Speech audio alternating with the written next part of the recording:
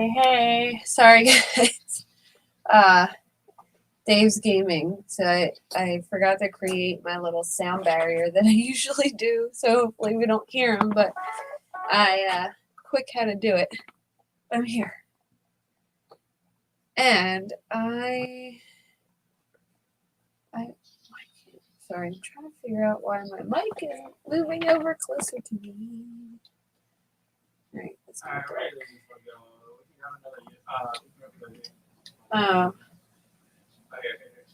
As I was getting ready, I got sidetracked because Crime Talk is having had like a really interesting interview. I'll talk to you guys about it if you didn't see it, but we can go over the Brian Laundrie stuff first.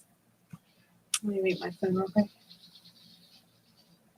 And I'm not going to be on camera tonight because it's Friday night and I'm comfy. I have a lot of getting ready to do tomorrow, so I don't feel like doing my makeup all tonight and having to take it all off. Tomorrow I have to go to a wedding. So that'll be fun. Hi, Cool Gamer. Welcome. Hey, Mal. Hey, Green Screen.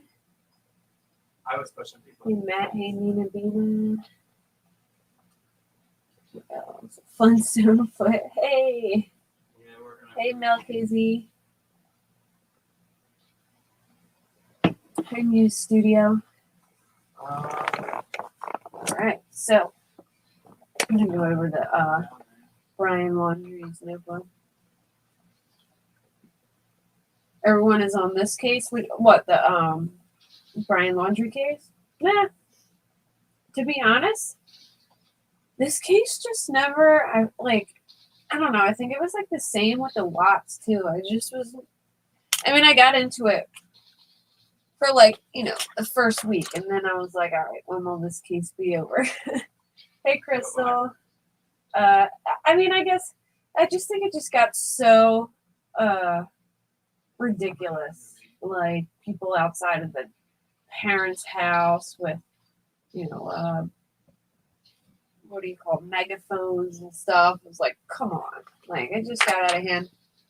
And I always felt bad for Brian's parents because I never fault people for doing what they should probably do when it comes to legal stuff. Like, getting a lawyer for a situation like that is smart, in my opinion, and I would probably do the same. I know there's like some moral compass there where you're like, should they? I mean, who knows if they even knew? And everyone's like, tell them where she is. And like, who knows if what he even told them? So I don't know. I always felt bad for them because, when it comes to my son, I would do anything for my son, and in that kind of situation, I would totally get a lawyer because I wouldn't know how to handle it. And now it's. Things bite you in the ass. So it's smart to get one, in my opinion. So I don't think they were wrong for doing that. I don't know if they knew, but we don't know if they knew or not. So I can't say, oh, I think they know. Like, he could have told them something completely different. Or who knows? And also, like when her parents said they were trying to reach out to them and get a hold of them, like, did they actually have their numbers? Were who knows if what they were trying to call the right number or what to do. Scary because Gabby's remains were found in Grand Teton Park. I was there probably weeks to a month before Gabby was eliminated. Bro, it's that young bio kid. Yeah, that's crazy. It's crazy too because the people it blew up because there's people who were in the park at the same time. They were filming as they were driving by, and they caught their van on camera, which kind of led to, I guess, the body being found, or definitely gave them insight to where her body was. So And I think if those people didn't get their van on camera, they might never have found her body. I mean, that's just like in the middle of nowhere, you know? I would do anything for my son, but not when it comes to that. Whether he told them it was accidental or not, who knows, but they were part of the lawsuit. Yeah, the journal, I mean, I don't know what's true or not in the journal, but, you know, I mean, who knows what he told his parents too? Like, that's the thing. So, I don't know. I don't know if they knew that. Too much evidence points to them. Bro, why did they put me on? Where Brian was. And where they found his stuff in the park, you mean? Yeah, but they knew that his car was there. And I heard it's probably like a little bit out from where he parked his car, and the park was under a lot of water. So, you know, I don't know. Searching it could have been missed the first time around. Listening to attorneys, they knew. Oh, I didn't hear what the attorney is there. Do you know if there's a video of the attorney talking? Because I could play because I didn't hear that. I've been busy today picking out outfits for a wedding tomorrow, so I haven't even had time to listen to what the attorney said. I read the journal entry though, which I will read for people if they haven't read. Yeah, I agree, Mel. We can't take people's constitutional rights away, though. They're all right. Even if they knew, like, they're still by law. That's their right to get a lawyer. So I don't. That's what I'm saying. Like, I don't fault them for getting a lawyer and going about it that way. Like, I don't really think it was them sticking up for their kid in the sense like, oh, he committed murder. Let me get a lawyer, and this is sticking up for him. I don't think they were doing that. I think they were just protecting themselves because it's a messed up situation to be in, you know. Hey, how you feeling, Sarah?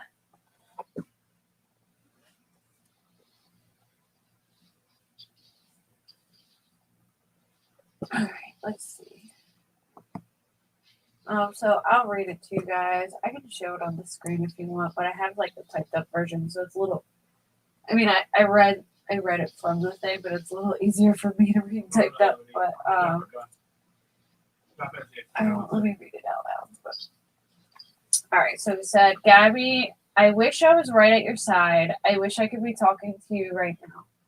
I'd be going through every memory we made, even getting more excited for the future. I can't live without you. I've lost every day we spent together, every holiday. I'll never get to play with, I think he's saying something about a cat, like cat something. Again, never go hiking with TJ. I loved you more than anything. I can't bear to look at our photos to recall great times because it is why I cannot go on. When I close my eyes, I will think of laying on the roof of the van, falling asleep to the sight of a meteor shower at the Crystal Geyser. I will always love you. If you were reading Gab's journal, looking at the photos from our life together, flipping through old cards, you wouldn't want to live a day without her. Knowing that every day you'll wake up without her, you wouldn't want to wake up. I'm sorry to everyone this will affect. Gabby was the love of my life. But I know, adored by many. I'm so very sorry to her family because I love them. I'd consider her younger siblings my best friends. I am sorry to my family. This is a shock to them as well as a terrible grief. They loved as much, if not more than me, a new daughter to my mother, an aunt to my nephews. Please do not make this harder for them.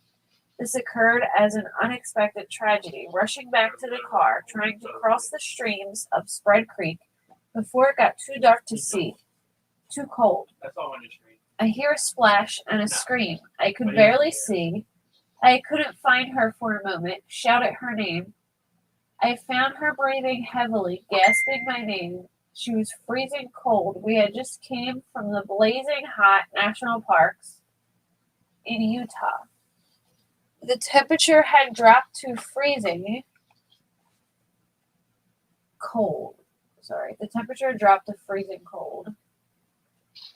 Where was I? I lost my spot. Oh, there we go. We had just came from the Blazing High Natural Park in Utah. The temperature had dropped to freezing and she was soaking wet. I carried her as far as I could down the stream towards the car, stumbling, exhausted and shocked when my knees buckled and knew I couldn't safely carry her. I started a fire and spooned hers close to the heat. She was so thin. I had already been freezing too long. I couldn't at the time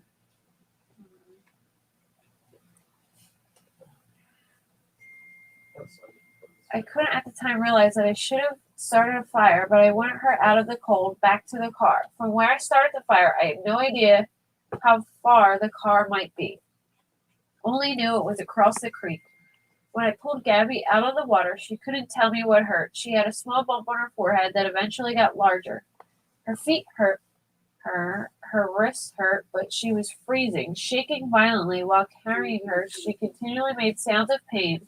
Laying next to her, she said, little lapsing between violent shakes, gasping in pain, begging for an end to her pain. She would fall asleep and I would shake her awake, fearing she shouldn't close her eyes if she had a concussion. She wouldn't let me try to cross the creek. Thought, like me, that this fire would go out in her sleep and she'd freeze. I don't know the extent of Gabby's injuries, only that she was in extreme pain. I ended her life. I thought it was merciful. That is what she wanted. But I see now all the mistakes I made. I panicked. I was in shock. From the moment I decided, took away her pain, I knew I couldn't go on without her. I rushed home to spend any time I had left with my family. I wanted to drive north and let James or TJ kill me, but I wouldn't want them to spend time in jail over my mistake, even though I'm sure they would have liked to. I am ending my life not because of fear of punishment, but rather because I can't stand to live another day without her. I've lost our whole future together, every moment we could have cherished. I'm sorry for everyone's loss. Please do not make life harder for my family. They lost a son and a daughter. The most wonderful girl in the world. Gabby, I'm sorry. I've killed myself by this creek in the hopes that animals may tear me apart, that it may make some of her family happy. Please pick up all my things. Gabby hated people who litter.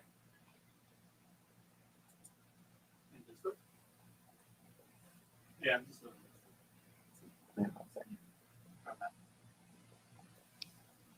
Janessa, I'm totally open to hearing all opinions. Like, I'm back and forth with this case myself, to be honest.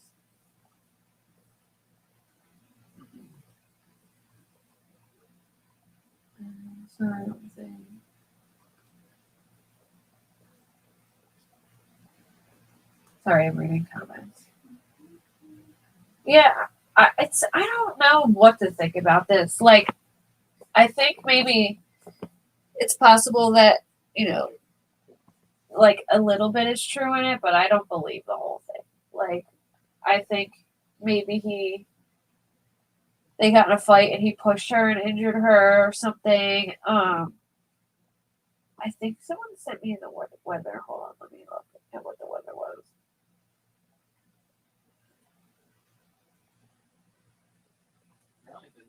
Oh, wow. Well, let me see. When did she go missing? Was it the 18th? Or no, it was like the 27th or something, wasn't it? Weren't they at the taco place on the 27th? Well, it would have been pretty cold there at night. So, like, on the 27th, it was 80 during the day and 30 at night. Wow, what? Like, they should do an interpretive dance to reveal secrets. I mean, that's a big drop in temperature, but, I mean, it could have, like, that. I mean, I think maybe part of it could be true, or he could just be totally lying because he could have just rage killed her and then needed like some excuse. I think there's some kernels of truth in my opinion. It wasn't an intentional death, it was an episode of snap. I think so too. Like I think some of it's true to a point.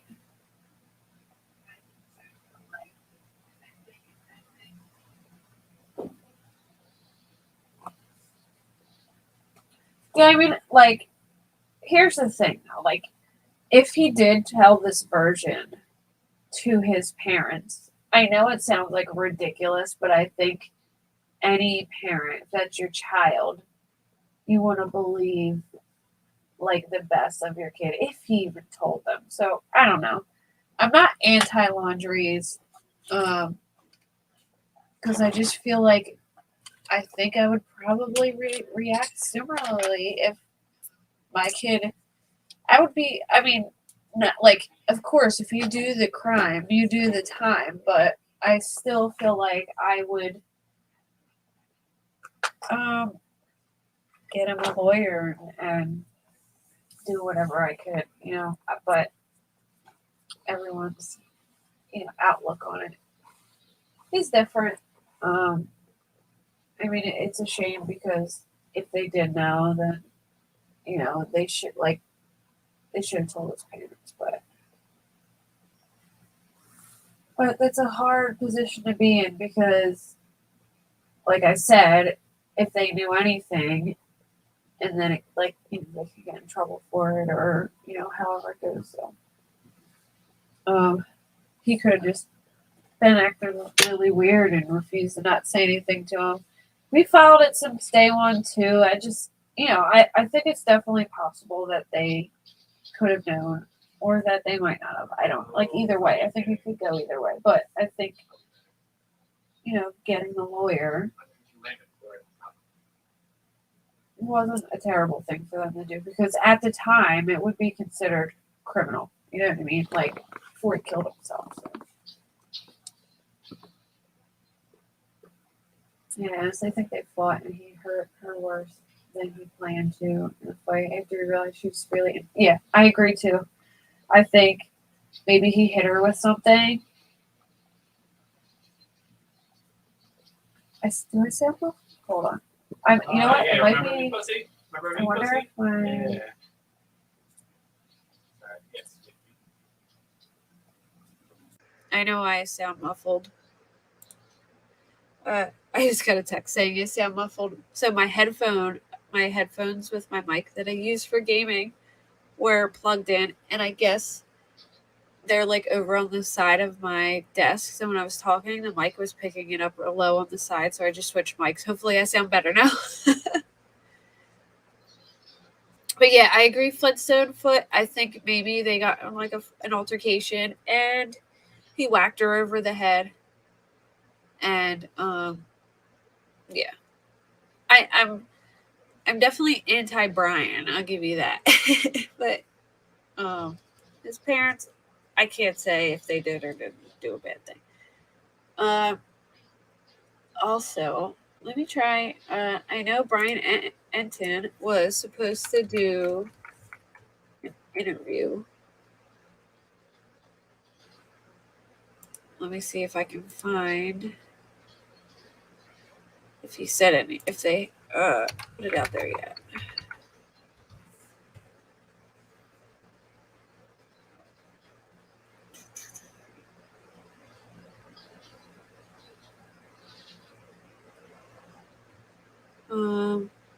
So basically, Brian Enton tweeted that.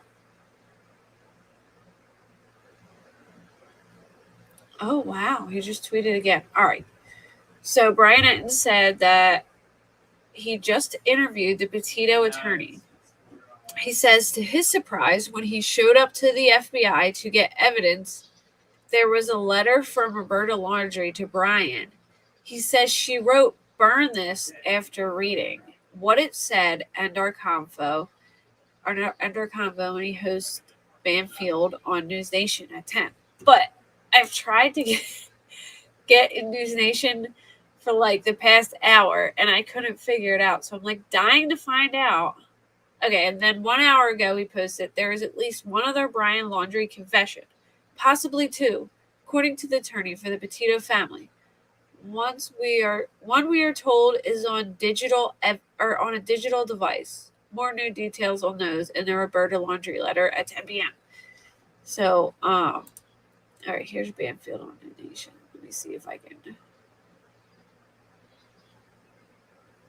get it up. I don't think I will be able to, but no.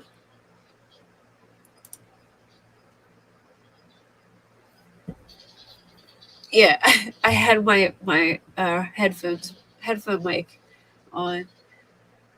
Oh, I can't find anything yet. I'm like dying. I wonder if the thing's still on. So my problem is I tried to let me see if it's on YouTube yet.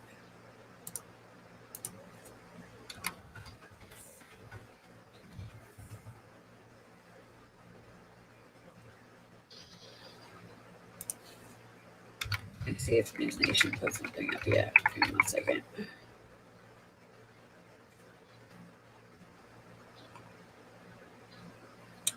No.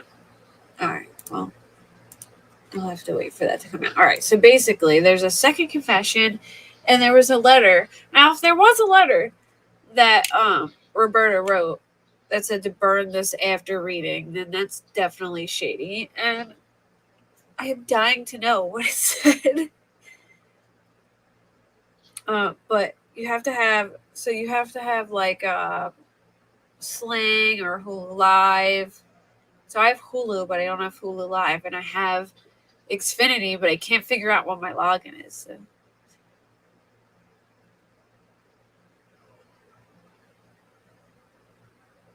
I don't know if the Laundries knew, but my thing is, why wouldn't they just communicate with the Petitos in any capacity, even if they was to say they don't know anything about Gary's whereabouts? Now, I agree with that. I think they should have just said that, but I guess, in a criminal situation where it's possible that someone was dead, like things can be easily spun by police or by prosecutors and stuff. So I guess they were just nervous how to go about it. I don't know. I mean, that is a good question. I don't know why they didn't just like talk to them and. That's fucking bullshit. Like, why don't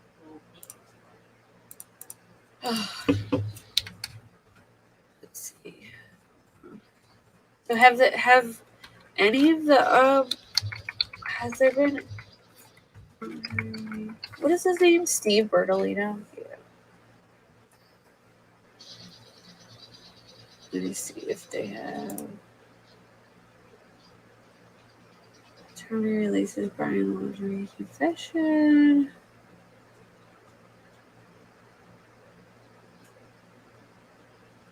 They didn't put anything up yet. All right. Well, anyway, let's talk about Dylan Round yet because I was just watching Crime Talk and I am floored. So, have you guys been following this Dylan Rounds case? I was like, it's been pretty interesting, but this guy just totally blew me away. So, Crime Talk just did an interview with this guy, Jim Terry, I think his name is, and he's like a PI who has done a lot of like cases, I guess. Let me look him up. But he took on the case for the grandparents.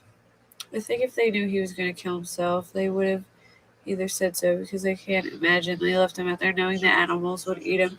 Yeah, I think so too. I think they would have said something if they thought that he was going to kill himself. Like, I don't think. I mean, that also makes me think that maybe they had no idea. Like, maybe they just thought he was acting weird because it seemed like they would be like a lot more worried about him if they had knew something. I don't know. It's if Roberta did write a letter that said burn this after reading it, then that is a little suspicious. I'll give her that. But I don't know. I have a hard time being angry with them because I would probably do some stupid shit for my kid, to be honest. But I agreed. Maybe they should have maybe just at least told her parents they're not sure what happened to her or whatever. But so anyway, this Dylan Rounds kid, he was a 19-year-old. Let me share my screen so you can see what he looks like. I didn't really plan for it to go into Dylan Rounds, but I just really I gotta tell you all about this interview. All right, so this is Dylan Rounds, and see this little like camper. Bro, what? So he lived on this like camper in the middle of the desert, and like farm stuff. I don't even know how they farm stuff out there though. Like, look at that. Like, that looks like you wouldn't even be able to farm stuff there. But so his grandfather bought him land and got him this camper, and he went out there to start farming or whatever. And he lived out there like by himself, and it was like in the middle of nowhere, like really far away from anything. And they last heard from him on May 28th when he spoke to them on the phone before he disappeared without a trace. And I find some of this like really weird because he supposedly told his family that he had this like weird encounter with a guy who was barefoot and bloody.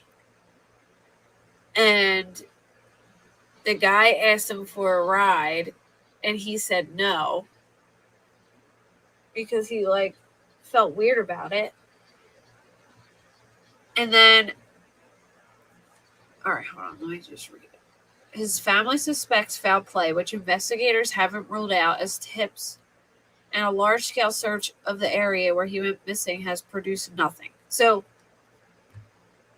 they found his boots on the property, and they had a blood stain on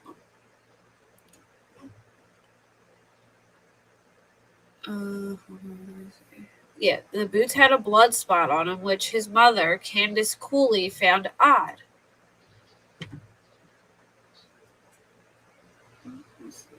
No audio at all. Zero audio. Thanks, Mel. I'll get to that in a second. Right.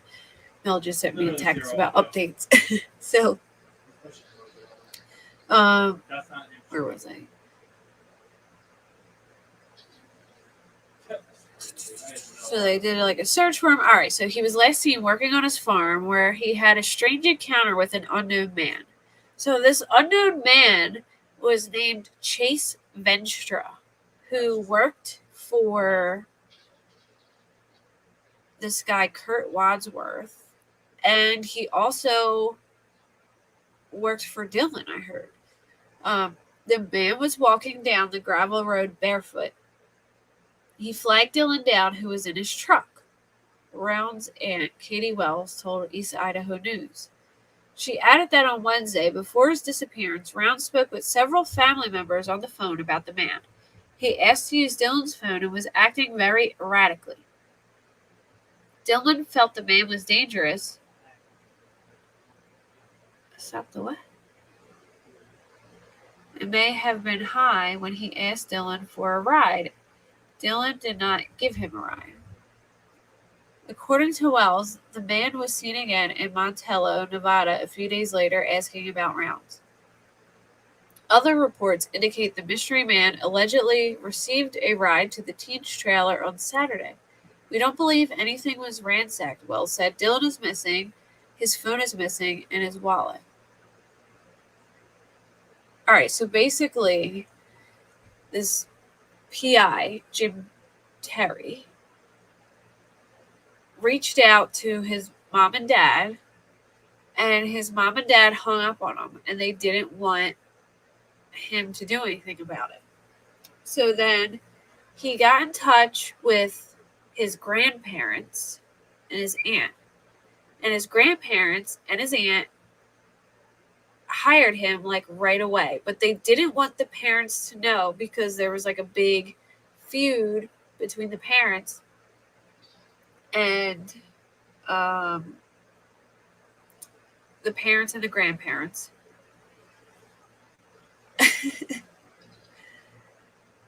Really.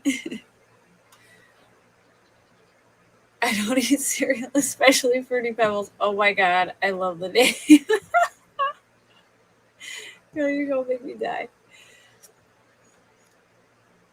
Oh, anyway. I love the name Missy. Hi. Oh, sorry, maybe I should have said that. Well, your picture's on there, so it's alright. It's okay.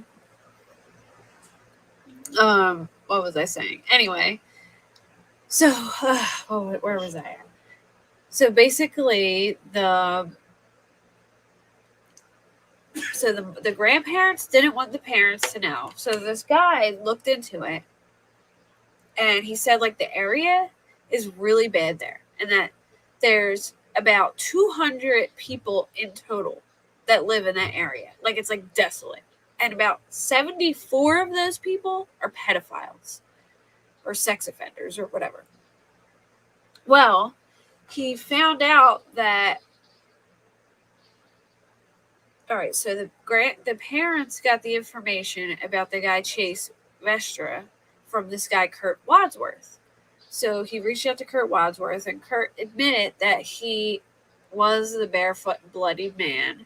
And the barefoot and bloody man said he had just gotten a fight with, I guess, Kurt Wadsworth, and that he was running from him. And he for whatever reason was all bloodied and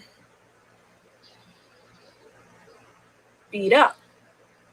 So he said that the kid Dylan was like into guys, and that the word around town was that Kurt Wadsworth. All right, so Kurt Wadsworth has 2 sex offender brothers, and apparently he is a homosexual as well. And the people around the town were saying that Kurt Wadsworth was grooming Dylan since he was 17, and that they were seeing each other. Well, Kurt Wadsworth is saying the same thing about Chance Vestra, who was the guy who was walking bloody and beat up. So I just thought that was headed in a really crazy direction, and we'll see how that pans out. But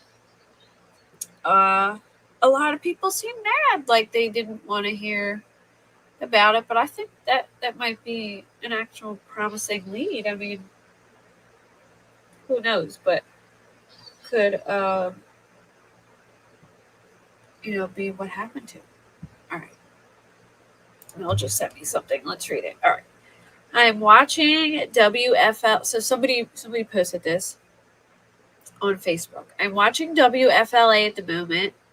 What was broadcast earlier? JB has just had a phone conversation with the Petito's lawyer. He just said that there is a second note from Brian on a digital device which contradicts, in parts, this written note. He also said that the FBI currently have a letter in their possession from Roberta to Brian. The letter was found in the Laundrie's house and had been taken from Gabby's van. He said the letter contained an offer of help from her to Brian, but said it wasn't Roberta offering to help him flee the country. I'm confused. The envelope that the letter was in had words along the lines of "burn this when you've read it" written on it. Very interesting development. I thought they were going to go into like what it said though. Let's see. WFLA put an article on it. Family attorney claims Roberta Laundrie sent letter to submark burn after you read.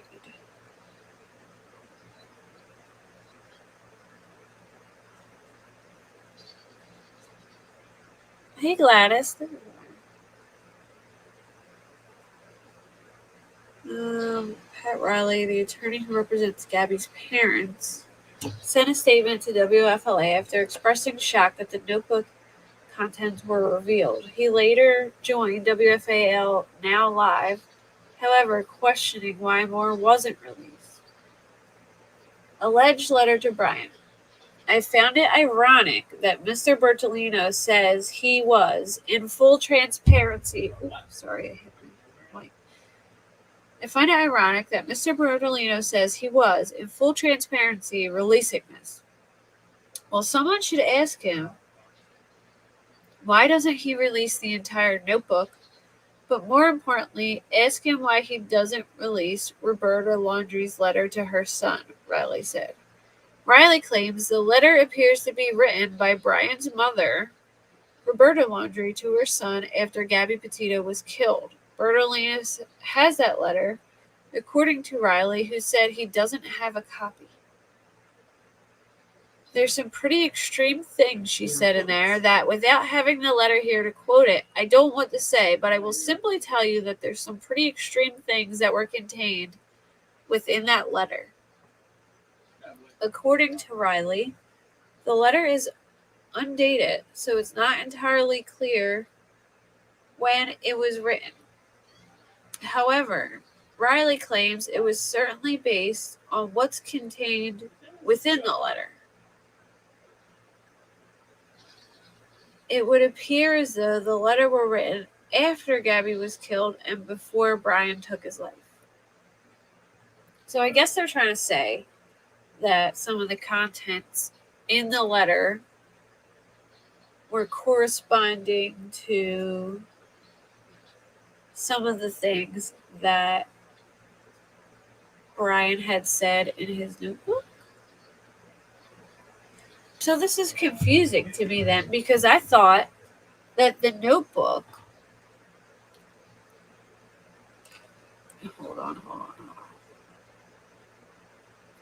So I thought the notebook was left there right as he killed himself. So how would Roberta? You just ran right at me. Sorry if you guys can hear Dave in the background. He's really loud. How would Roberta know about? All right. So I'm guessing that if it had. So he must have told her something similar to what was in the notebook, and then she wrote a letter to him. Why would she write a letter?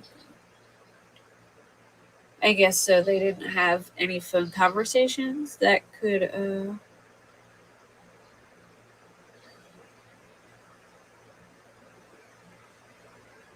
I guess so they don't have any phone conversations that could incriminate them, maybe?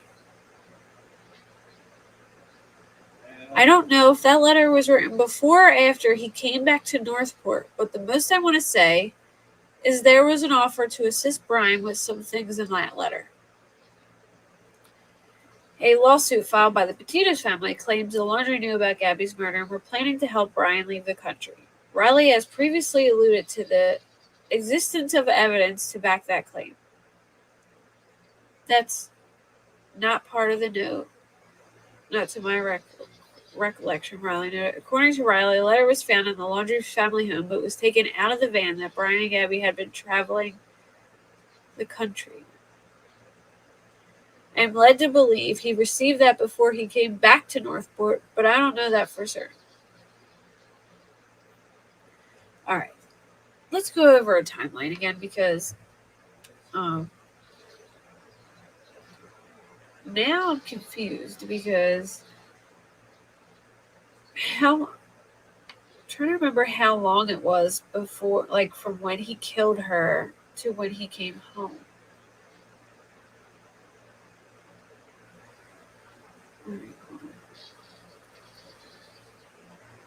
I have one. Give me a second.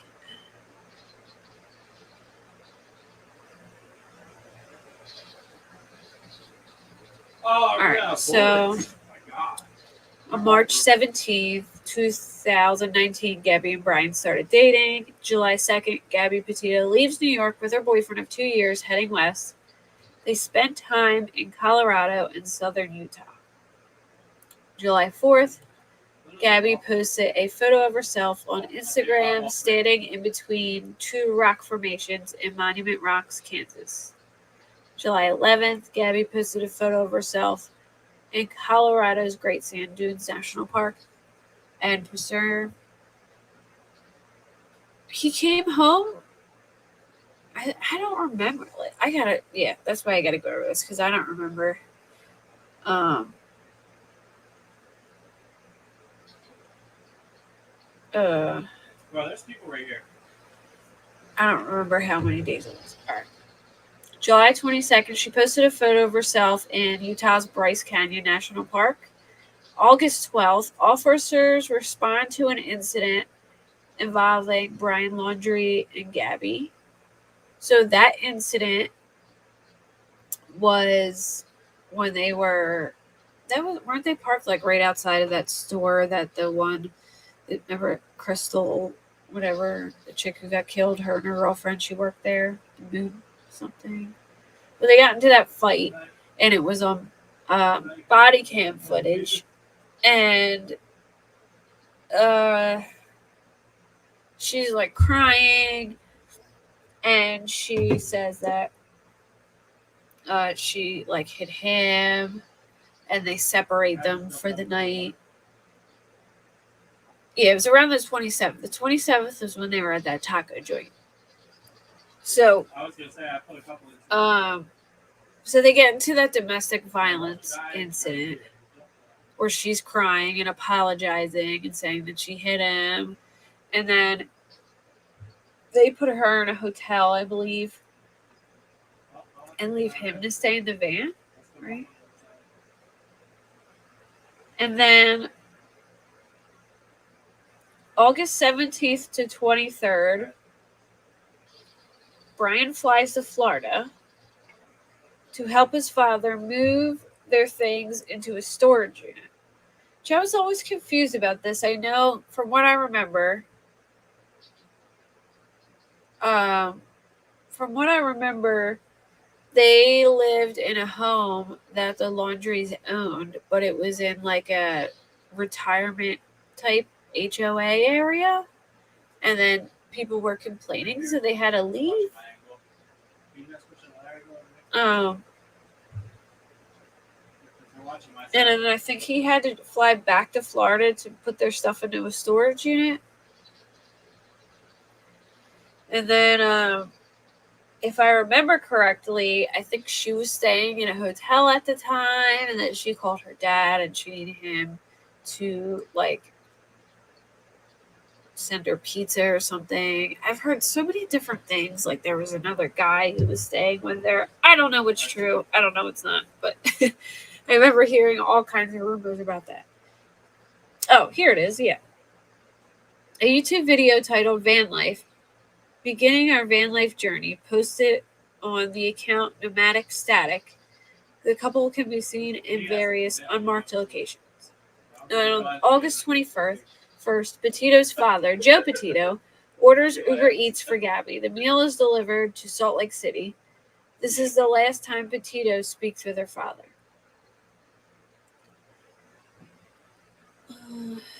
All right. And then on the 24th, the couple leaves Salt Lake City, headed for Grand Teton National Park. Mother Nicole Schmidt says they spent 1 or 2 days in Wyoming. Oh, I don't know, Gladys. He might have been taking her stuff out of the storage unit. I just remember. So from what I heard, like I think it was in an interview or something, they said that um that they had lived in a house that the like a retirement type in a retirement area that the Laundries owned. Ugly bug on my screen. It's not a bug. That's my lizard. I'm gonna have to show you. He's not a bug. He's adorable. He's so cute.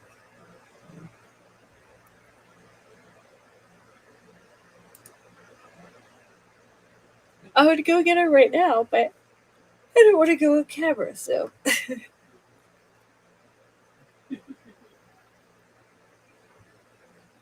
Back to where I was. He eats bugs. Yes, he does eat bugs. He's actually a little skinny thing when I got him, and now he's a little chunk. All right. Where was I? On the 25th, the last post on Petito's Instagram at Gabs Petito, the post appears to be taken in front of a mural called the Monarch in Ogden, Utah. August 25th, Gabrielle's mom said she last spoke to her daughter via text.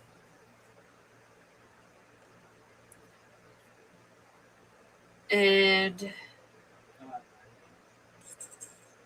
August 25th through 27th, Schmidt says she doesn't know where Petito is. It is assumed the couple leaves Wyoming, headed for Yellowstone National Park, but it is unclear if they made it. Then on August 27th, Petito's parents say her social media goes completely silent. A text from Gabby's phone to mom saying she was heading to Yellowstone. Snapchat to a friend that she was heading to Yellowstone. A couple videos Gabby's van sitting on the side of the road. So I don't know if they ever went to Yellowstone. I don't know. It's kind of confusing because they were at. What was? Does anyone remember what that What the heck is that? What was that? Let me look it up. The taco place or the Mexican restaurant.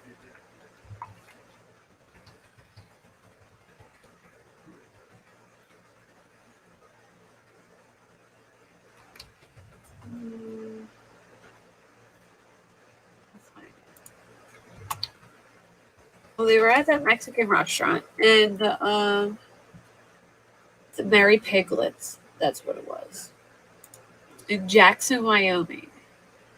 So they were at the Mary Piglets.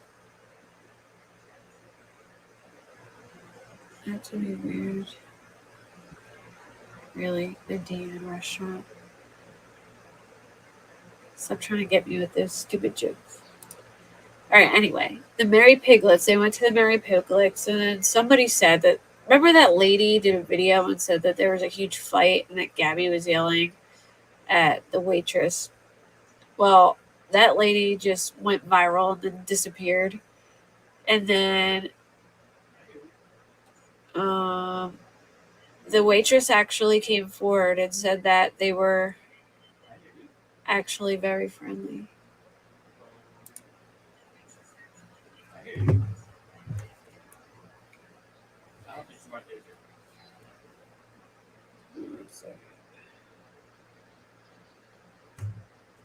So, the waitress came forward later. She did an interview with Brian Enton, I believe, and she said that they didn't get into a fight. Okay, this is what that lady said. I have chills right now. It's crazy because it wasn't like we just passed them on the street. It was a full-blown incident. Angelo also uploaded a lengthy account of her alleged encounter with Laundrie Petito to her Instagram page on Wednesday. And then she said she made up this big story about there was a huge fight, and then Brian Enton went all the way. Yeah, remember that like chick who was on Instead? She said there was a big fight there. Yeah, Mary Piglet. That's right, Mel. Yeah, definitely a couple people who made up stories. I'm still wondering about that one guy that said he saw Brian at the bar and then he was like really rude. Like he went all over talking about it, and I still kind of feel like I would have to go back and see what night that he said it was because if I forget what night he said he saw him in. I think he said it was the night. Hold on. Now I gotta look that up too. Does anyone remember that guy's name?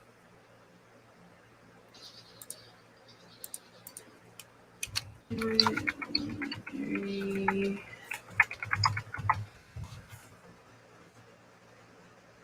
we go. All right. So, a Louisiana man on a road trip through Montana said he had a strange encounter in a bar with a man he believes was Brian Laundrie just one day before his girlfriend, Gabby Petito, was last seen alive. He saw the man who resembled Laundrie wearing a hoodie and drinking by himself at the end of the bar on the night of August 26th at Bullwinkle's Saloon in West Yellowstone. He was just mad at the world, it seemed like. I didn't pay attention to him other than that he and this other couple were the only ones in there. But then he and a doctor friend started talking to the couple, another physician, and her partner. The convo got into hunting and guns and politics, adding that when he realized that the man had been listening. The guy just looked mad, and then at some lull in the conversation, he said, "Stupid Southerners and effing Republicans." Man, he said his friend shot back, "Stupid Southerners. She and I both have a doctor in front of our names. Do you?" I kind of laughed and said, "Well, where are you from?" And he said, "New York." And I said, "Okay, New York." And he said, "I have a name. It's Brian." I said, "Let me ask you this, New York. What do you expect to find in a small mountain town in the middle of nowhere, Montana? Did you expect to find a bunch of Democrats?" Manny said they returned to their conversation, but they got a weird vibe from the man the rest of the evening. I mean, I guess that could be possible that happened. The escaping on the boat fiasco. And oh yeah, wait, was it the roommate, the chick? Well, there was the one. Oh yeah, the friend, the friend who lived with her when she had a. I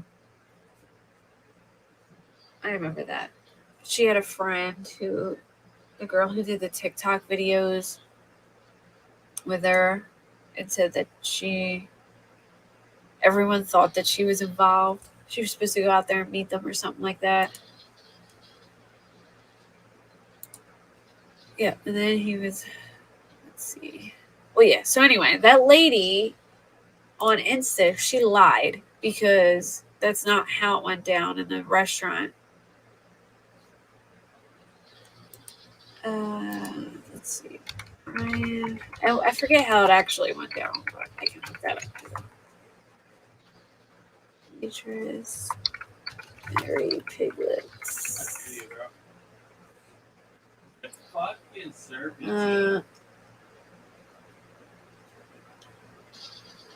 So the manager's version was different. I think they just said, I don't remember if they said they paid or if they didn't pay. Like, I don't remember what the news story was, but I don't. Brian having schizophrenia. I do remember they said that Brian had schizophrenia. Yeah, I didn't even realize how out of how many crazy stories came from that. I forgot that.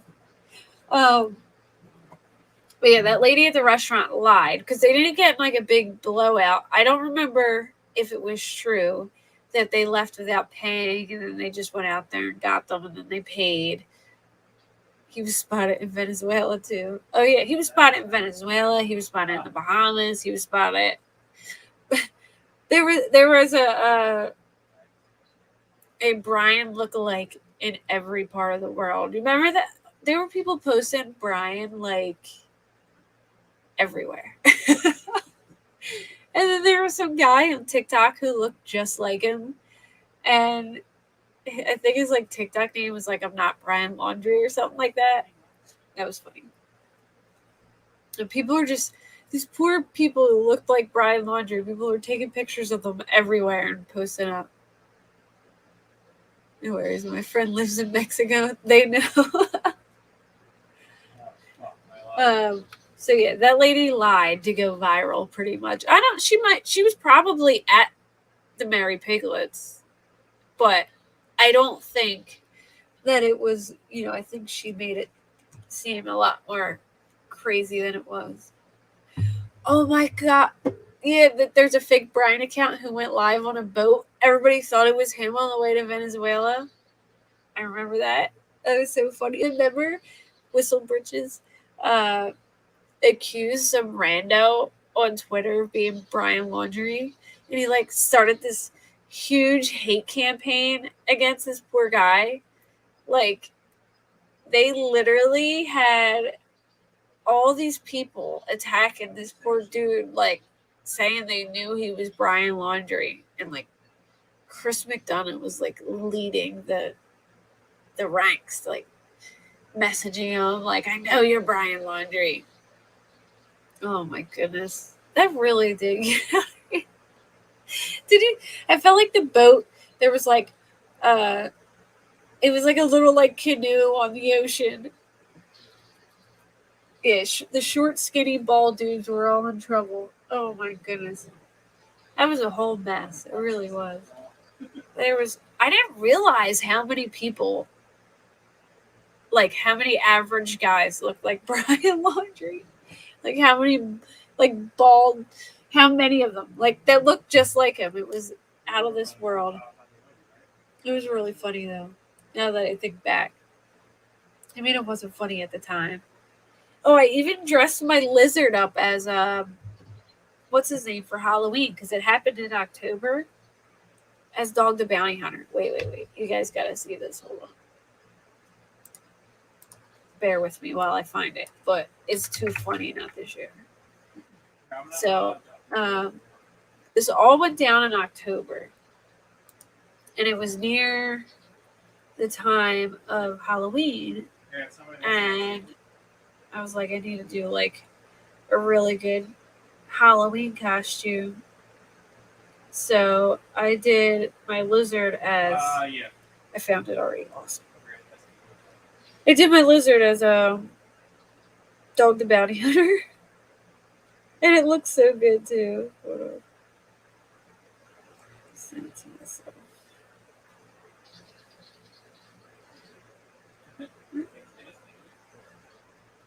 Oh,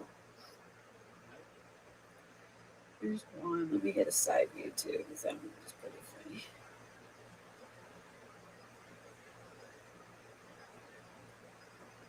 It was so perfect though, because like, oh my god, the monster can. Yeah, they dog found the monster can, and they were sure it was Brian Laundrie's monster can. And they found like a little like camp out area in the woods, which is probably some just like homeless person's like camp area. They were like, this is where Brian Laundrie was camping. But honestly, he was more on the right track than anyone else, in my opinion. Everyone was like bagging on him because it was Dog the Bounty Hunter, but he was more. It seemed as though he was more on the right track, you know? All right, hold on. I got it. How fuck did he know, bro? His whole head was sitting up on the box.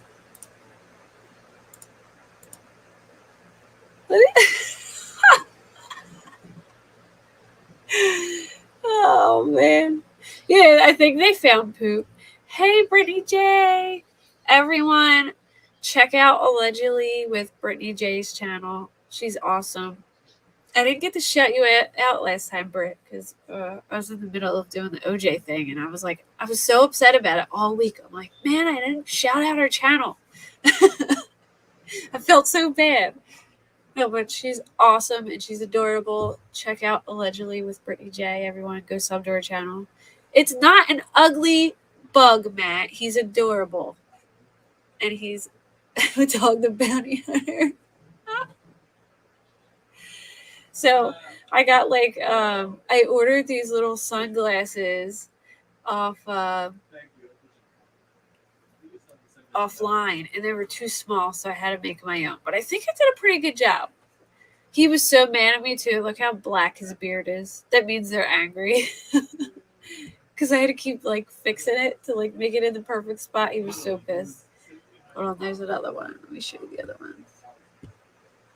But he wasn't crouched. Here's the side. Oh, I got tons of pictures of my lizards dressed up. I can show you guys for hours. I dressed them up in Christmas theme, Valentine's Day. I got. Thank you, Jess. I will share my lizard pictures with you all over time. Yeah, I think they did find poop needed being. But honestly, I think dog was like he was looking in the right spot most of the time. They all were until like it was by he was always by the car. They were there in the beginning, and then they moved somewhere else. I forget where they moved, but yeah, totally. Let's see if I can find anything about the contents of Roberta's.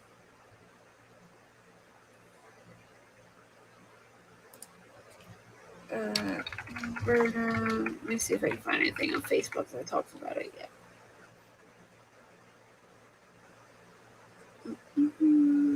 They have like a you can do recent posts. There you go.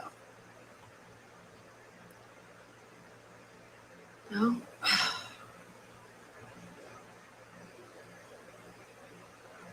Oh, what's this? Is this it? Or Stephen Bertolini. what was this video? All right, here's an interview with Steve Bertolino. All right, we can watch this real quick. Oh, thanks, Dennis. Look, Matt, that is not a cockroach looking thing. I actually have a whole bin of cockroaches in my back room if anyone wants to see one. But no, I won't scare y'all away. So I breed my own bugs because I have a lot of lizards. So it started off I had a lizard, and then I rescued one that was living in a car that had no heat and no lights. And then people just started calling me like I got a lizard who needs. He's not a big bug. He's adorable. I keep getting phone calls like, I have a lizard who's in need of help. So I just keep taking them in, and now I have a lot, and paying for their food is expensive. So I started breeding my own food. So now I have a bin of roaches in my back room. They don't ever escape or anything. They're just like in this bin, and they just multiply, and then I feed them off to my lizards. And I breed worms too. Trying to see if I have any recent cute pictures I can show you guys. I would show a recent picture from the beach, but I don't know if I want to put my kid's picture up there, so maybe I'll refrain from that. But anyway, we got a old time photo where you dress up. You dress up as like cowboys, and you like sit on like a like in a saloon backdrop. And we brought. You don't want to see pictures of my roaches? Are you sure? So we got like an old time photo, and I brought my handicapped lizard because I have to bring him everywhere because he flips himself all the time. And I got a little cowboy hat for him, and he's like in the picture with us.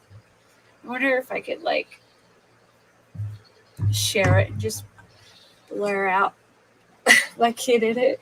But it is really cute. Or I could probably crop me and Rome out of the picture so you guys can see him. But yeah, I put a little lizard hat on him, and he got in the picture with us. Oh yeah, put a smiley face on him. Yeah, I could do that. Let me see. It might take me a minute to do it. All right. How long is this? 17 minutes. Ugh. I don't know if I want to play 17 minutes of this because I feel like they will strike me. Hold on. Let me see if they put anything else in it.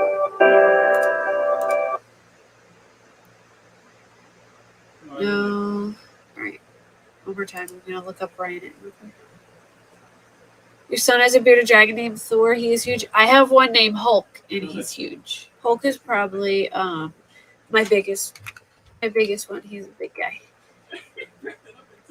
And Rosie, she's a girl, and she's pretty big too. She's actually she's on the like chunkier side, but she's pretty big too. But Hulk's the one I showed you with dressed as Dog the Bounty Hunter. He's pretty big. I don't have like a picture to show his size, but I'm so annoyed. I want to find. All right, I'll play the Pat Riley interview real quick. Well, parts of it. I don't know if I'm gonna play the whole thing because I don't want to be struck, but we'll do that. I have a leash too. Well, none of mine actually. Like, I'll put the leash on them, and then they don't. They just like will stand there. They'll just stand there and really not do anything. But I have 8 bearded dragons. I seriously have like no more plugs in my house. And 8 bearded dragons, 3 snakes, a turtle, and some fish.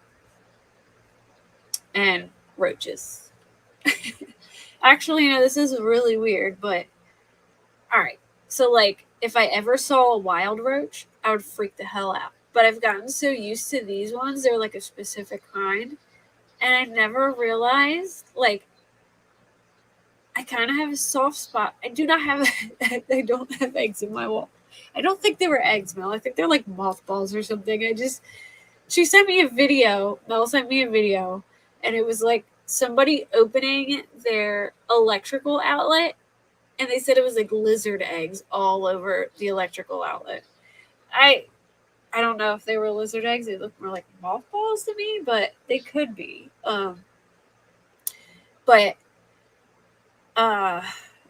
So these roaches, like the mom roaches, are really like maternal. Like, all right, so you put like these really big egg crates in there, and they hide in the egg crates.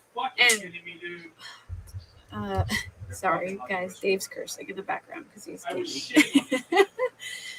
So anyway, they have babies. They have live babies, and then they gather all the babies in a little, like where an egg goes, in the little dip right there, and they lay on top of them. And if any males go near them, they attack them and go crazy. He put a 400-gallon fish tanks together so Thor can run around. He has his own hammock. Oh my goodness, that's huge. Dave, Simvision, my hubby, he built a very large. Yeah, tell him no. He's cursing and yelling in the background. He built a really large apartment complex for all of them. It like takes up the whole wall. They're all separated because they can't be together because they'll try and kill each other. But they're all in their own little areas. I have to bring Rome on one time. He's like my baby because he's handicapped and he has a really crooked spine. So his spine is really crooked to one side. So when he tries to turn, he flips all the time. So I have to bring him everywhere with me and keep a camera in his tank because of how often he flips. But he goes Delino has made it clear on all vacations with me and stuff. All right, let me play this video so we can watch it. This is Pat O'Reilly, the Laundries attorney. 400-gallon fish tanks. So wait, did he like undo the glass on them and like put them all together?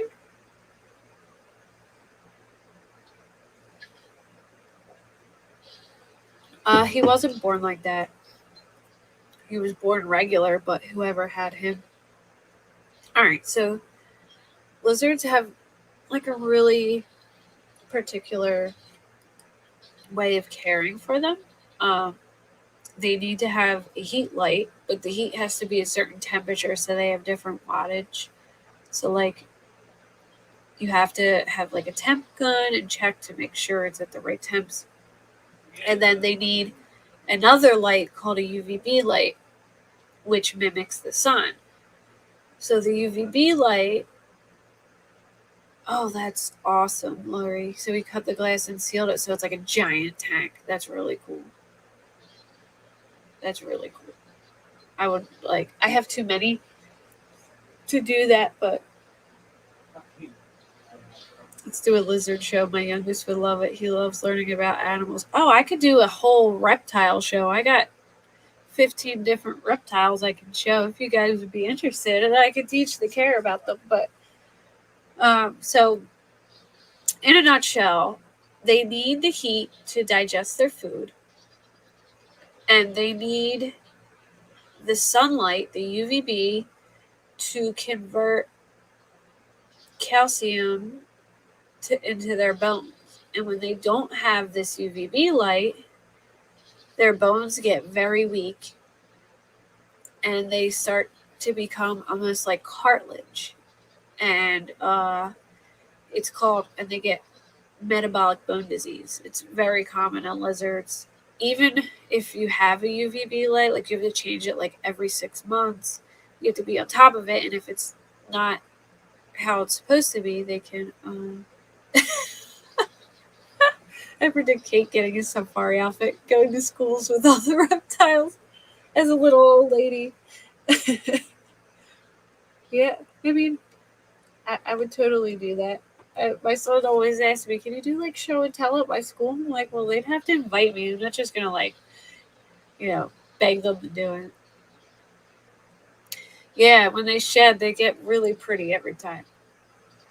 So, Rome, a lot of pet stores give really shitty advice too, and a lot of people just think they need a heat light and not this other light, and then the lizards die a horrible, terrible death, like very painful death. So, Rome, when he was younger, they didn't have, I guess, a UVB light on him or give him calcium. You have to give them calcium on their food too. And so his bones got really brittle and his spine curved, and then he started getting the right care. So his bones healed that way. So it's not painful for him, but he's like naturally stuck that way now. So whenever he tries to make a right turn, which is the side that's like sticking out, he flips. I think I actually have a picture of his x-rays I can show you guys real quick too. So you can see what it looks like. Oh, I should have just went on my Instagram to begin with because that's where I have all the stuff. Hold on, I'll find it.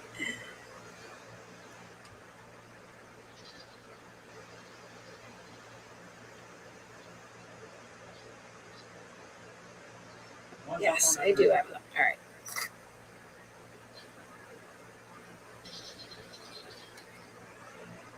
I'll show you guys in a second. So you can see. Apparently it doesn't hurt him. But it definitely puts him off the center of balance. So also their tail helps them balance too. Yes, Lori, that's the smartest thing to do. Actually, like Facebook has really good care sites too. Like I recommend if anybody ever wants to get a beta dragon or a lizard to join the Facebook care sites because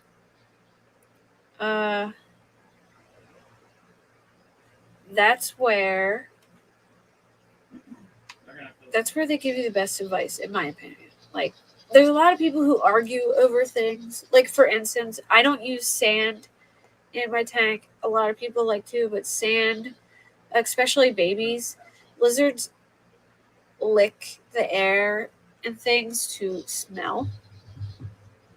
and that's how they get their direct, like they know direction they're going and stuff like that. So they often will lick sand, and then the sand will get in their stomach and they'll get impacted and they won't be able to pass it. So it's another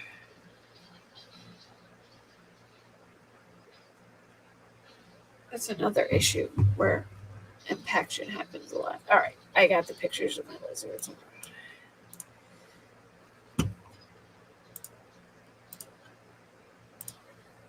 All right, so that's his spine.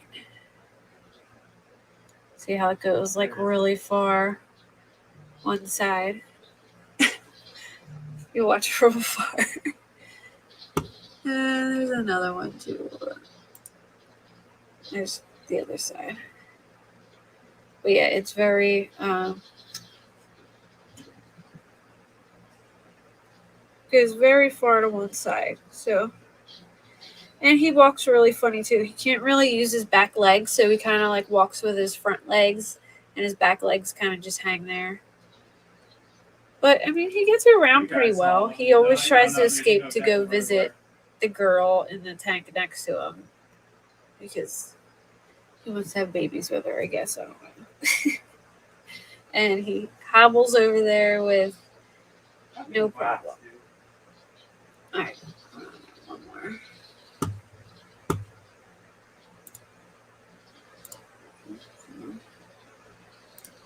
Fucking box, man. Oh my Fucking gosh. box going here. Who is yelling? Darn it, I keep doing the wrong thing. Oh, they were downstairs. That's where I was filming the video. Where was that? Facebook.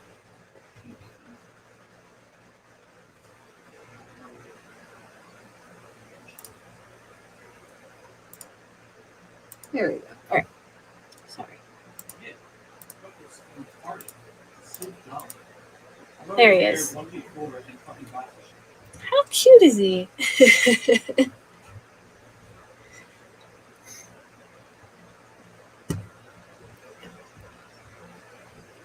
You really want to see a cockroach?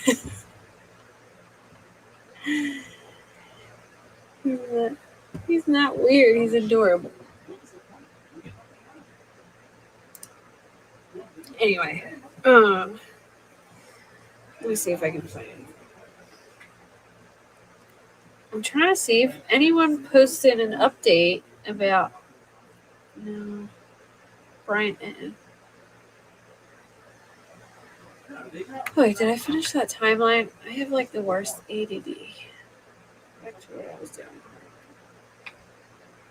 So, I believe where were we? Let me go back to the timeline. Give me 1 second.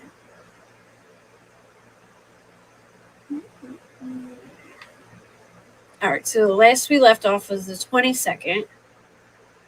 That's when that YouTube couple drove by Gabby's van on the side of the road, which was near her body, and that's how they like found it. They were supposed to meet a friend in Yellowstone and didn't show up, says the woman.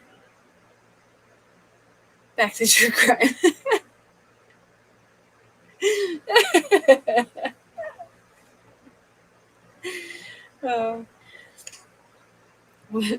Woman from TikTok claims she picked up Brian for. I'm still confused about this too.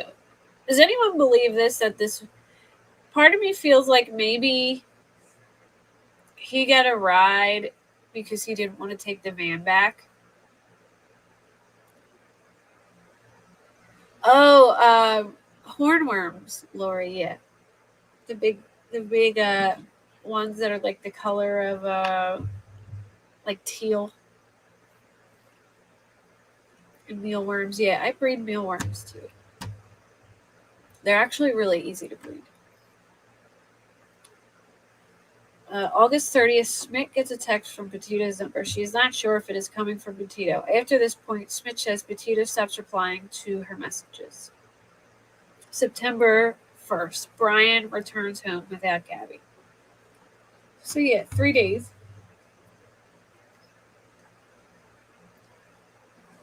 Gabby's father was involved in a public service incident at the Laundrie home. There was police response at 6:30 on September 10th. That ended up not being true. I feel like that ended up not being true. September 11th, Suffolk County Police Department officially opens an investigation. Van is taken in for investigation. September 14th, police deliver a pink paper to Brian. Van is processed by police. Brian listed as person of interest. This is apparently the last day family seen Brian. So Brian ran off the 14th. Brian's attorney issues the following statement. This is an extremely difficult time for both the Petito family and the Laundrie family. I understand that a search has been organized for Miss Petito in or near Grand Teton National Park in Wyoming. On behalf of the Laundrie family, it is our hope that the search for Miss Petito is successful and that Miss Petito is reunited with her family. On the advice of counsel, the Laundrie family is remaining in the background at this juncture and will have no further comment. September 16th, Brian's sister speaks out, and body cam footage from 8/12 is released, so that's when we seen. I don't know, I second guess everything in this case. Someone tried to tell me he drove from there to his home in Florida in 36 hours. It's like a 32-hour drive nonstop. I don't know. I mean, I think that's possible if you're like adrenaline. You know, the adrenaline's going and you just want to get home. Police speak with the Laundries on September 17th. Brian is reported missing. An evidence bag was seen entering Brian's home to gather clothes. September 19th, the search for Brian begins. September 20th, remains found in Teton County are consistent with the description of Gabby Petito. September 21st, remains confirmed to be Gabby's. Last known to be Grand Teton, Wyoming. Alright. Let's see if there's. I don't know the day that they found Brian. I don't have that on here. But... Hey, Molson, man. How are you? Alright. Let me play this interview while we're at it. I kind of want to see it anyway myself. I lost it, so give me a second to re-find it.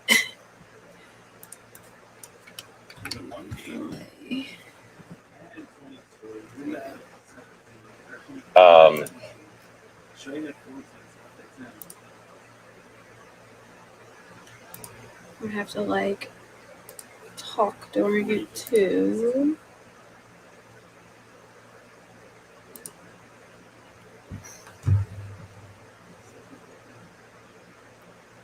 Make sure I'm not covering any logos or anything. Sorry. He was found on or around October 24th. Molson, you missed it. They showed a picture of my lizard dressed up as Dog the Bounty Hunter. Cut the shit and tell me who did it. Brian Laundrie did it. We already know he did it. All right. Let me fill you in, Matt. So there's a girl. She went missing. And her boyfriend came home without her. And then he ran away. And then they found her body. They were living some kind of van life. The case is solved, so let's move on. Well, they just released his confession in a notebook, so that's why we're talking about it.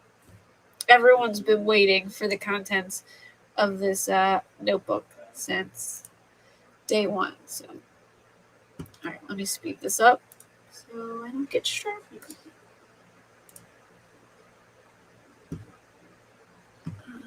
If it's too fast, let me know. Stephen Bertolino has made it clear that he is not going to be commenting in the aftermath of this, but that doesn't mean that the other side doesn't want to have their story heard. And so what I'd like to do, I'm going to hold up my phone here to the microphone. Joining us now on WFLA Now is attorney Pat Riley. Pat, you're live across all platforms, just so you're aware. All right. Hi, JB. Hi there, Pat. Pat, of course, who folks saw in court during the pretrial hearing in Sarasota County Court a couple of days ago. Pat, you contacted me, and I'll give you just the kind of floor and to say what you'd like to say in the aftermath of this. Yeah, as I had said to you earlier, I was kind of shocked that this was released within about half an hour after we left the FBI office up in Tampa. And I find it ironic that Mr. Bertolino says he wants, in full transparency, was releasing this. Well, someone should ask him why he doesn't release the entire notebook, but more importantly, ask him why he doesn't release Roberta Laundrie's letter to her son. A letter to her son. So Roberta authored a letter to her son. Can you explain more of what you're referencing here? Because this is news to us. Well, the letter has, Mr. Bertolino has the letter. I don't have a copy of the letter, but the letter appears to be written to Brian after Gabby was killed. And there's some pretty extreme things that she said in there that, without having the letter here to quote it, I don't want to say, but I will simply tell you that there's some pretty extreme things that were contained within that letter. When was this letter authored by Roberta Laundrie, and what where's the whereabouts of it now? What can you tell us about it from those questions? The letter is undated, so it's uncertain when it was written, but certainly based upon what's contained within the letter, it would appear as though the letter were written after Gabby was killed and before Brian took his life. And the letter is currently in the possession of Mr. Bertolino. Was that one of the items? I will tell you, by the way, that on the envelope that contained the letter, the words "burn after you read this" were written. And who authored those words? I'm just trying to be as precise as I can. Roberta Laundrie. And again, that was written and that was delivered to whom? Brian. And was this one of the items that was retrieved today from the FBI, Tampa? And yes. And is this, you have alluded to me in multiple phone calls, Pat, about evidence that you have to back up the allegations that you have made in the civil lawsuit. Is this one of the pieces of evidence that you've been alluding to for so long? Absolutely. And where does the letter fit into as far as this story that we are now learning of with Brian's words, his final words as revealed in the notebook? Where does the letter fit in relation to the story in the notebook? I don't know that the letter necessarily fits in with the story of what's in the notebook. I'm simply responding to Mr. Bertolino suggesting that he's trying to be transparent, but he's picking and choosing what he wants to be transparent about. So this is now you believe, of course, that this was released by Stephen, or I don't want to put words in your mouth. Do you believe that this was released by Stephen Bertolino as a chess move in the civil lawsuit? I candidly don't know why it was released by Mr. Bertolino. That was a question that I've been pondering since it was released. I don't know if it was released in an effort to try to find some kind of sympathy for Brian because of what's contained in there. I don't see that. If he's trying to garner sympathy, I don't think that's going to work because it's an admission that he killed her. And even more so, if this was the woman he loved and there's supposed to be some sympathy, he left her body there and told no one where she was, or at least not my client where she was. So real quick, Molson Man, Brian Enton tweeted. All right. Let me read the tweet for you real quick. Sorry, guys. I'll start in 1 second. I just want to read this to most of you. So Brian Enton tweeted today that he was going to be on News Nation at 10 p.m. and that he talked to, I don't want to misquote it, even though I read it already. I just can't remember it. All right, here we go. He said, just interviewed Steve Bertolino, the Petito, oh no, not Petito, Riley attorney. So he interviewed Petito attorney. He says to his surprise, when he showed up to the FBI to get evidence, there was a letter from Roberta Laundrie to Brian. He says, she wrote, burn this after reading what it said and our convo when I host Banfield on News Nation. I really don't think it's going to be much different than this interview, though, because if he interviewed Riley, who's talking right now, he didn't remember what the content said exactly, unless he got his hands on the note. He also said there's one other confession, possibly two, according to the attorney for the Petito family, and one is on a digital device, and more on those. So I tried to pull it up, but I didn't know my Xfinity password, and I need like Hulu Live or something. So I need to find out somehow, but we'll figure it out. I'm going to search for it. Anyway, let me put this back on. Let's continue. One more time. The cover of the envelope, according to you, did you see this envelope today at FBI Tampa? I did. And again, it said what? Words to the word, and this may not be the exact words, but it was burn after you read this. And it was a letter that Roberta was giving to Brian. Yes. And so burn after you read this. Why would a in your words, why would a mother deliver that letter to her son? This is a family that was on vacation together after Brian returned home. Can you provide some clarity as to why Roberta would say that to her son and do so in the form of a letter? I mean, they're communicating, I'm sure. I mean, Brian returned home to Northport. He's returning back and living under the same roof as his mother and father. So then why would this letter exist? I don't know if that letter was written before or after he came back to Northport, but there was the most I want to say is that there was an offer to assist Brian with some things in that letter. An offer to assist Brian with some things in that letter. You have alluded to, Pat, and it's written in black and white in the lawsuit. You have made the claim that Chris and Roberta Laundrie attempted to help their son Brian flee the country. Is that a part of this letter, this note? No, that's not a part of the note. Not to my recollection, no. Because we're now getting some different. You know, I'm just trying to figure out exactly where this factors in and where this fits in, because we have the allegation in the civil lawsuit that they were trying to help him get out of the country, but now this burn envelope letter is part of the equation. So I'm just trying to figure out exactly where this all fits in chronologically and how it fits into the relationship that existed between Brian and his mother. I guess the most I can say, because again, it was undated, and so I'm guessing when the letter was actually written.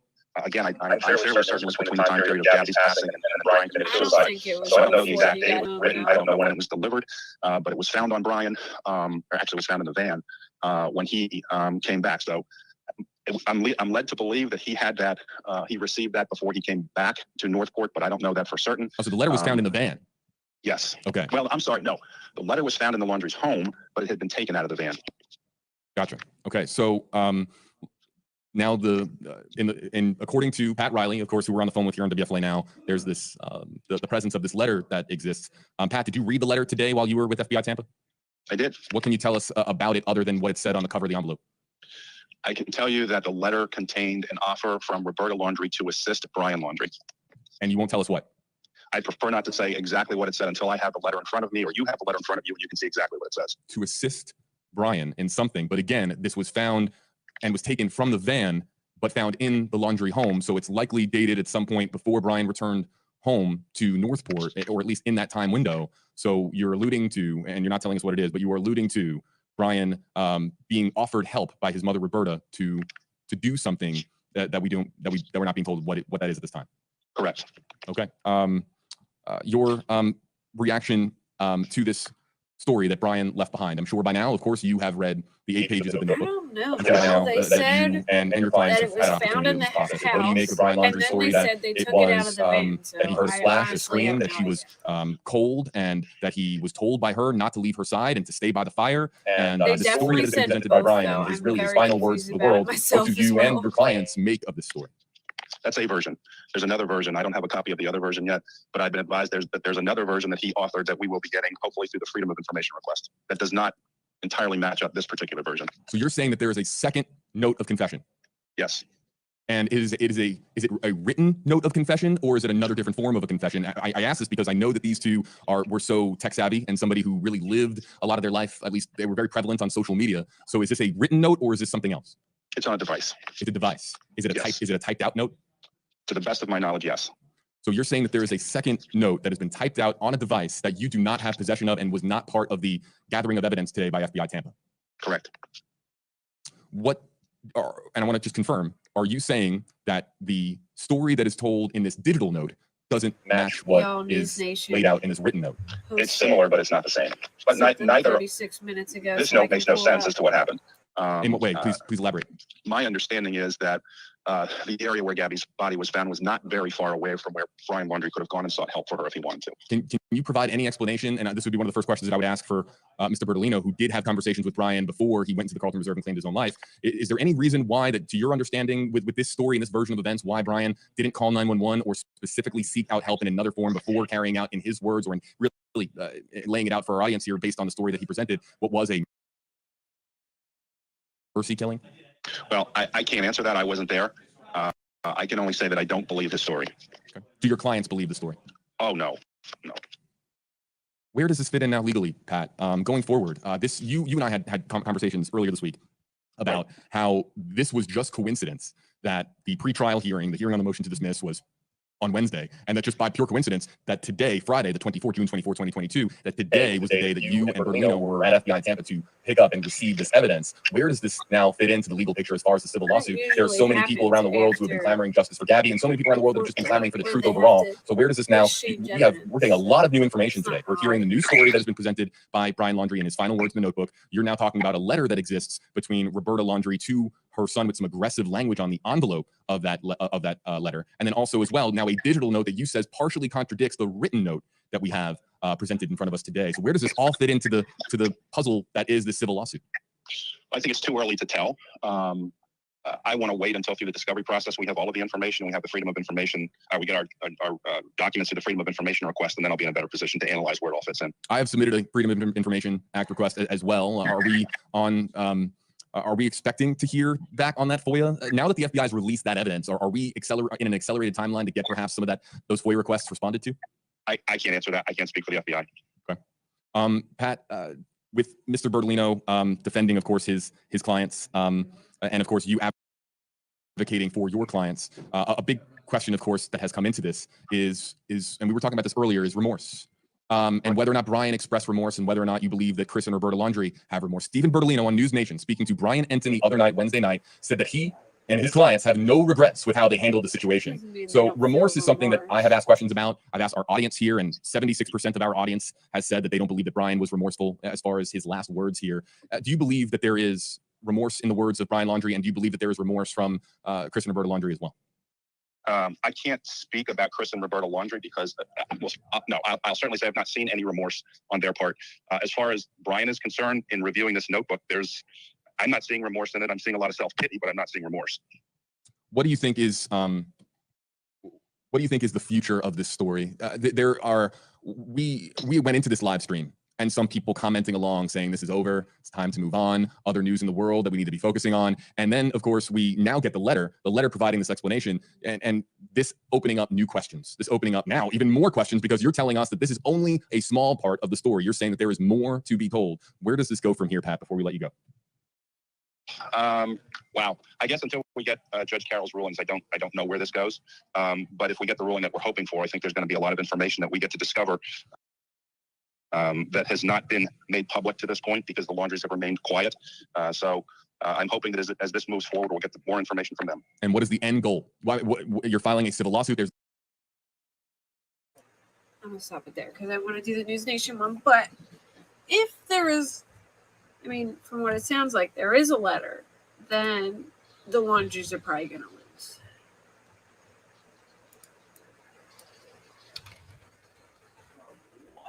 All right, so News Nation posted something. I've seen it. Hold on. Nah, bro, he couldn't even see me. Nah, fuck that shit.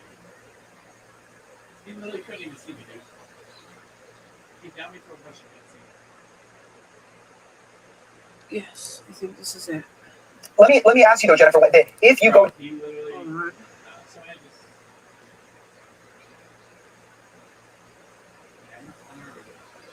All right, this is Banfield. All right, I think this is it. The jail, I'll bake a cake and put a saw in it. What does that mean? Well,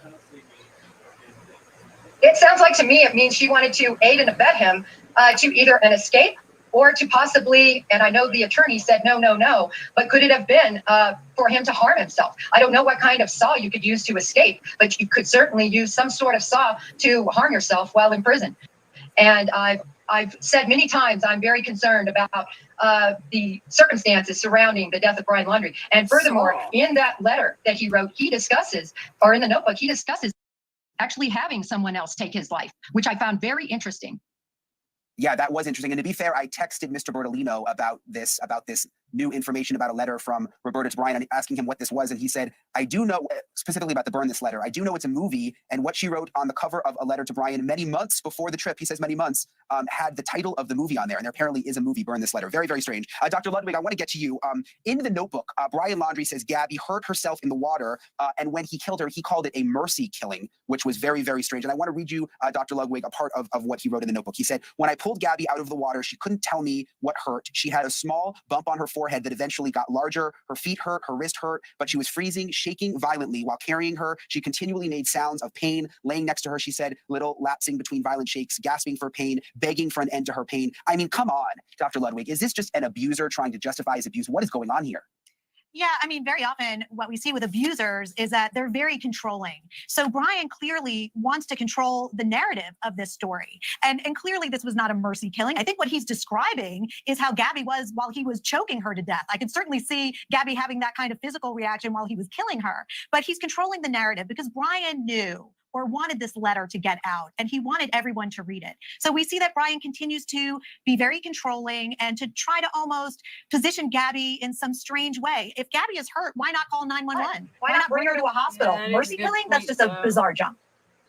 Yeah, If Dr. she was Ludwig, I thought it hurt, was why interesting that wouldn't the letter you was get released your today. You phone and mentioned call that you think that he 911? If you wanted were people to able read it. It almost did to read like text that, from almost his like he was phone trying to justify what or he her did to the phone. world. or call, Absolutely. like, why not And call I think 911? he was trying to protect his parents in the letter.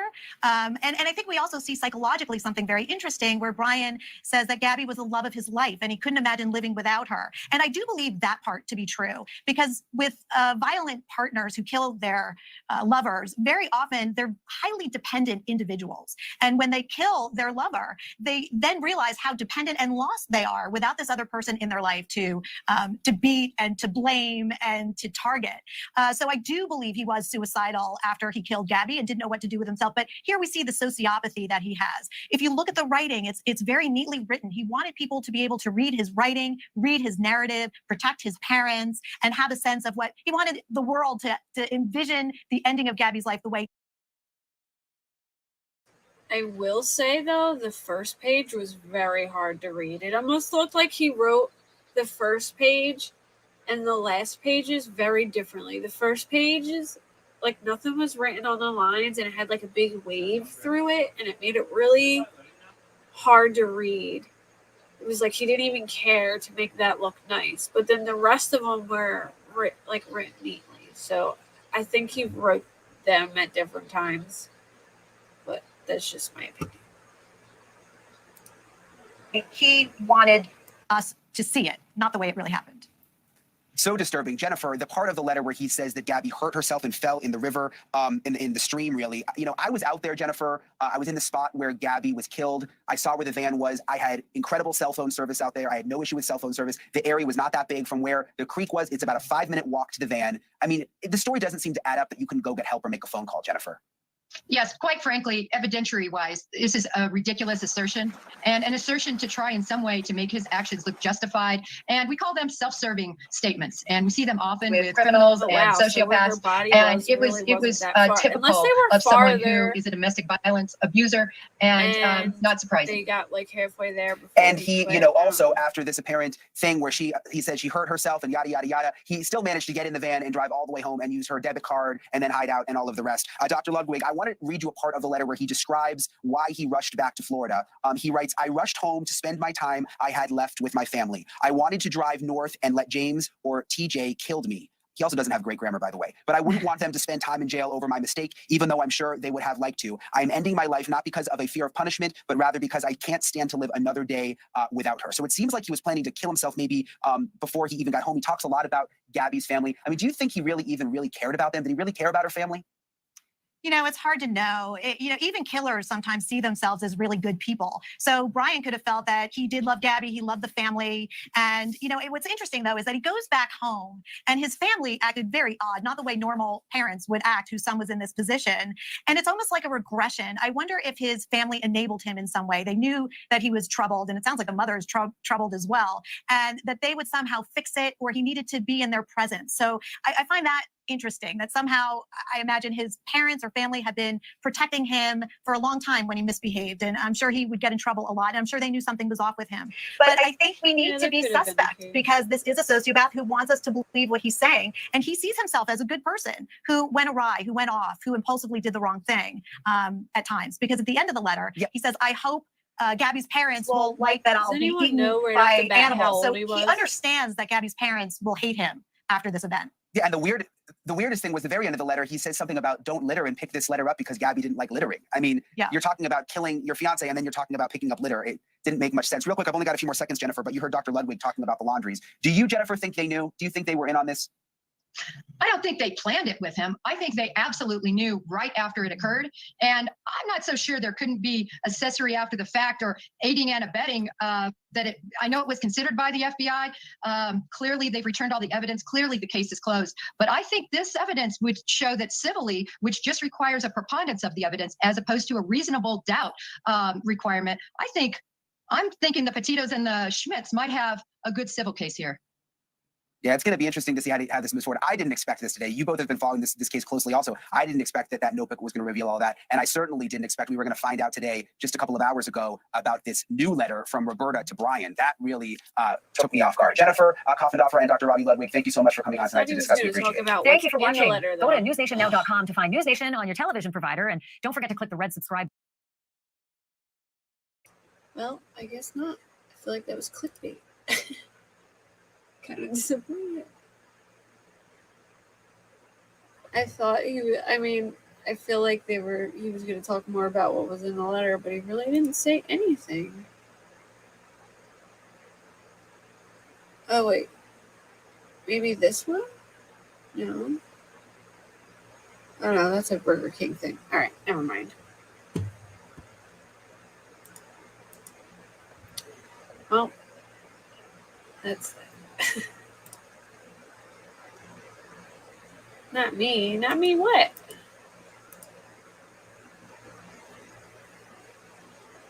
I wish I still had a baby face.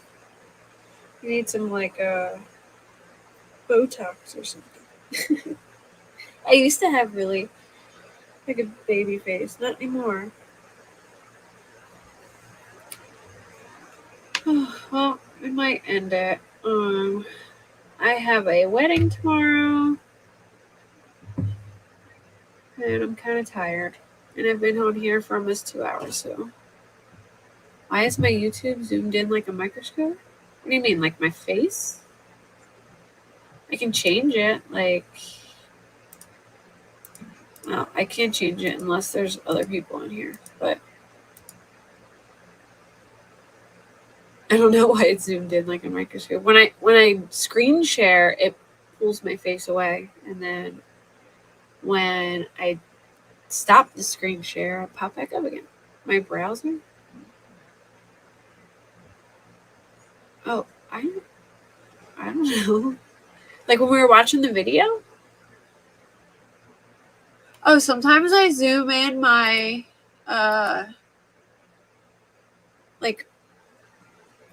what's it called? My internet, because when I had my browser up, sometimes I zoom in so people can read what's on the screen. Probably because I have it zoomed in probably to 200 or something.